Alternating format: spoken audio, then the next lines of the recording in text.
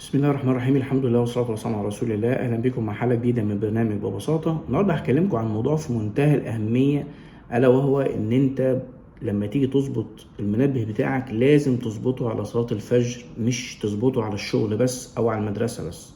يعني في ناس بتطلب تظبط الصحيان الصبح على وقت صحيان الشغل أو وقت صحيان المدرسة أو الجامعة بس، لا، لازم تظبط على الفجر كمان، لأن النبي صلى الله عليه وسلم يقول: من نام عن صلاة أو نسيها فليصليها حين يذكرها فذلك كفارته.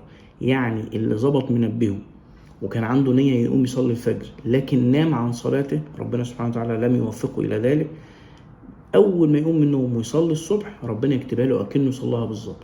لكن لو أنت نايم وعاقد النية على عدم القيام، هي دي اللي كارثة. فأنا عايزك بعد الحلقة دي مفيش يوم يعدي عليك أو ولا ليلة قبل ما تنام تظبط منبهك على الفجر. قوم يا سيدي صلي جنب سريرك، اتوضى بسرعة وصلي جنب سريرك ونام تاني.